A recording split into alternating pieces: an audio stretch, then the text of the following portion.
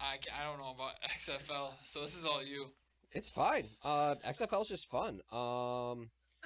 So everybody, you had to have claimed your team week one. I did not publicly announce anything, but I think since my team is the worst team in the XFL, probably record wise, it's okay that I announce it now. Tampa Bay Vipers. I was born in Bradenton, Florida, so I have a little bit of a connection to Tampa Bay teams, and naturally, that is the worst team in the fucking league. But they got their first win, 25-0 over the DC Defenders, over the weekend, and they are hot. They are gonna start coming in.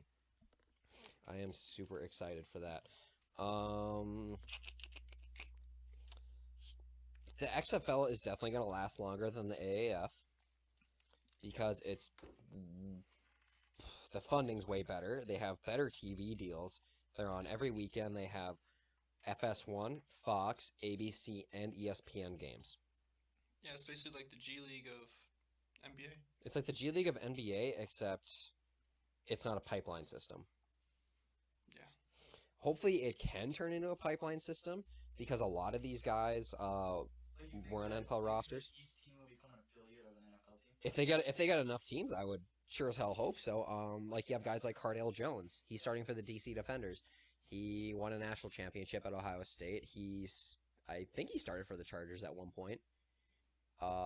Maybe not. I know for sure he was on the roster. He was the number 2 quarterback behind Philip Rivers during his time there. Um, so far, the MVP of the league is PJ Walker from the Houston Roughnecks. They are undefeated, only team to have never lost a game in the history of the XFL.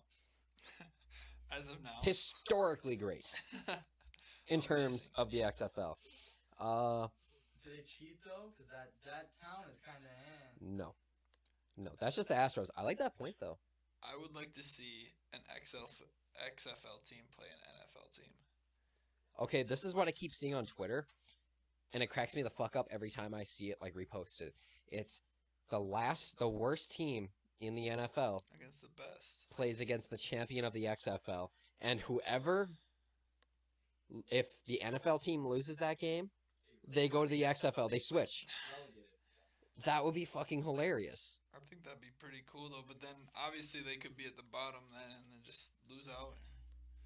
Oh my god, that shit just cracks me up. Would they have a chance to win, Chase? No, No way. no, absolutely not. Like when people kept bringing up a couple of years ago, like could Alabama beat the Browns? You are fucking batshit crazy. No, no, these are You college don't like kids. Lions though. No, even that. I don't care. Best Alabama team of all time playing against the 2008 Detroit Lions. No, they'd wipe the floor with them. They still had Calvin Johnson. Yeah. John Kitna couldn't throw it to him. John Kidna could throw over those fucking 18-year-old kids any day he wanted to. Yeah. I'll agree. Honestly, like it's not like the NBA where it's like you see a guy like Zion who goes to college for 1 year. Obviously, he played at Duke, a very good program, and he played in college. But he's like, okay, Lucas, someone who is a self-proclaimed basketball expert. Mm-hmm. Could someone like Zion have just gone to the NBA right out of high school and still produce like he did, like he is now? Yes. Yeah, exactly. So the jump wasn't too much for him. Like obviously the competition's way more, but he's so talented that he can still play at that high level and Mm-hmm. still, be noticed above everyone else. Like he's still a star. Mm-hmm. Like when it comes to football, no, no, not a chance. Like the jump from high school to college is big, and the jump from college to the pros is even bigger. And that's why they make you wait till your junior year. And yeah, that's why you have to. Because if they had 18-year-olds getting drafted right out of high school, they wouldn't even fucking sniff the field. Not a chance.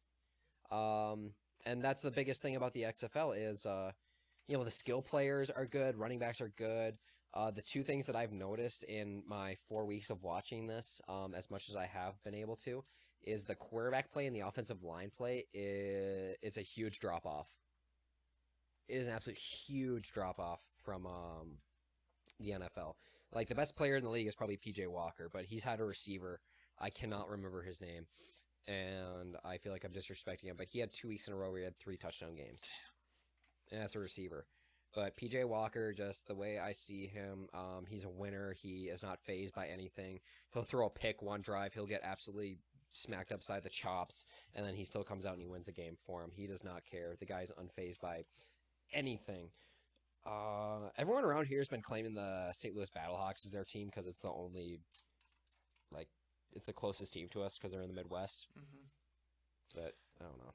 You mean the St. Louis Battlehawks? Yeah, St. Louis. I think you said Seattle. Did I say Seattle? Yeah. Did I say Seattle? And Well, Seattle we're is an idiot, just, yeah, Seattle's not in the Midwest. I thought I said St. The Louis. Pacific Northwest. But Seattle does have a team, the Seattle Dragons. They play the Houston Roughnecks next Saturday, and I think the Roughnecks should probably come away with a win. That could be an upset, though. I Yeah, would not but be surprised. Roughnecks might know what plays are coming at them. They Oh might my be hitting the gosh. garbage can. Oh my gosh. I don't know if they're hearing what I'm saying, to be honest, but I don't think they can. I wish I could put an idiot sign on you. Yeah, not much to say about the XFL, to be honest. It's still a young season. But I will say I am still riding with my Tampa Bay Vipers, worst team in the league. They're going to tank. They're going to be the greats.